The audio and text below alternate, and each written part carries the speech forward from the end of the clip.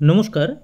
এই ভিডিওতে আইসিডিএস সহায়িকা এবং আইসিডিএস কর্মী নিয়োগের যে লিখিত পরীক্ষার রচনা আসে সেই রচনা নিয়ে আমাদের যে আগের ভিডিওতে যে ইম্পর্ট্যান্ট রচনার লিস্টগুলি নিয়ে আলোচনা করা হয়েছিল সেই ইম্পর্ট্যান্ট রচনার লিস্ট থেকে আজ একটি রচনা আপনাদের কাছে পাঠ করে শোনাবো।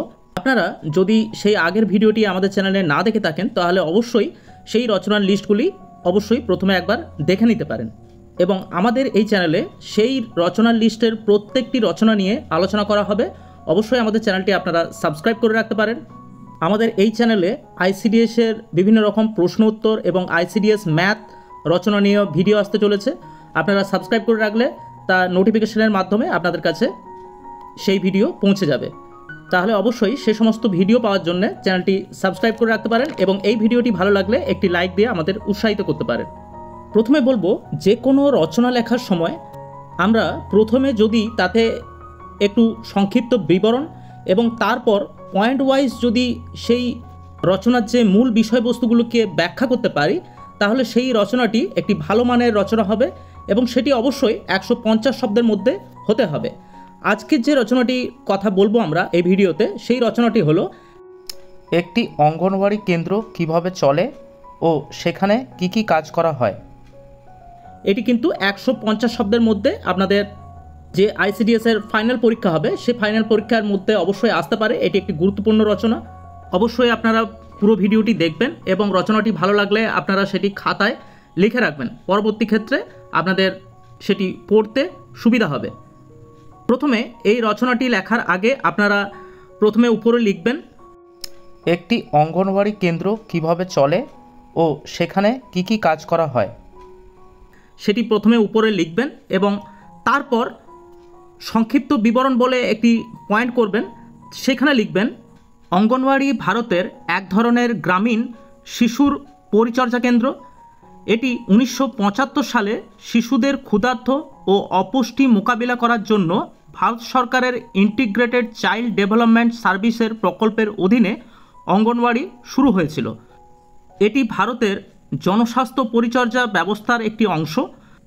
সাধারণ স্বাস্থ্য পরিচর্যার মধ্যে জন্ম নিয়ন্ত্রণের পরামর্শ প্রদান ও জন্ম নিরোধক প্রদান, পুষ্টি শিক্ষা ও পরিপূরক এবং প্রাক বিদ্যালয়ে কার্যকলাপের অন্তর্গত।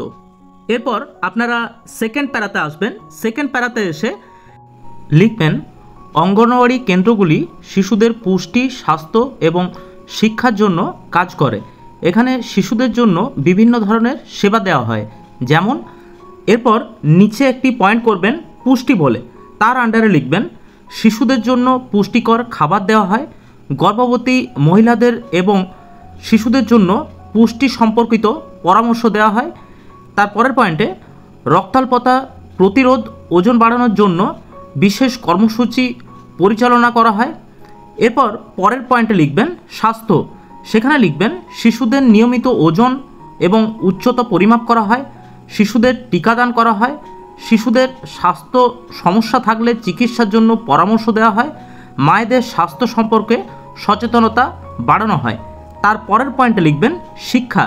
এই পয়েন্টে লিখবেন শিশুদের প্রাক প্রাথমিক শিক্ষা দেওয়া হয়, শিশুদের খেলার মাধ্যমে শেখানো হয়, শিশুদের মাকে এবং পিতাকে শিশুদের যত্ন নেওয়ার বিষয়ে পরামর্শ দেওয়া হয়। এর পরের যে প্যারাতে আসবেন সেই প্যারাতে লিখবেন অঙ্গনওয়াড়ি কেন্দ্রে কি কি কাজ করা হয়। এরপর 1 নম্বর পয়েন্টে লিখবেন শিশুদের জন্য খাবার তৈরি করা এবং পরিবেশন করা। 2 নম্বরে লিখবেন শিশুদের ওজন ও উচ্চতা পরিমাপ করা। 3 নম্বরে লিখবেন শিশুদের টিকাদান করা। 4 নম্বরে লিখবেন শিশুদের সাথে খেলাধুলা করা এবং গান গাওয়া। 5 নম্বরে লিখবেন শিশুদের মাকে এবং পিতাকে শিক্ষা দেওয়া, শিশুদের ভালো রাখার নিয়ে পরামর্শ দেওয়া। তারপর পয়েন্টে লিখবেন কেন্দ্র পরিষ্কার এবং পরিচ্ছন্নতা রাখা। তারপরের পয়েন্টে লিখবেন সরকারি বিভিন্ন কর্মসূচিগুলি জনসাধারণের কাছে পৌঁছে দেওয়া। এর পরে আপনারা সেকেন্ড যে প্যারা আছে সেই প্যারাতে চলে আসবেন। এখানে লিখবেন উপসংহারে বলা যেতে পারে শিশুদের সামগ্রিক বিকাশ এবং বৃদ্ধির জন্য অঙ্গনওয়াড়ি কেন্দ্রগুলি অবিশ্বাস্যভাবে গুরুত্বপূর্ণ। উপরিউক্ত পয়েন্টগুলি হলো একজন অঙ্গনওয়াড়ির দিদির প্রধান কর্তব্যসমূহ এবং আমি যদি অঙ্গনওয়াড়ির দিদি হই তাহলে উপরিউক্ত পয়েন্টগুলি নিষ্ঠার সাথে সেই কর্তব্যগুলি পালন করব। এইভাবে আপনাদের রচনাটি শেষ করবেন। এই রকম আরও রচনার ভিডিও পাওয়ার জন্য অবশ্যই আপনারা চ্যানেলটি সাবস্ক্রাইব করে রাখুন।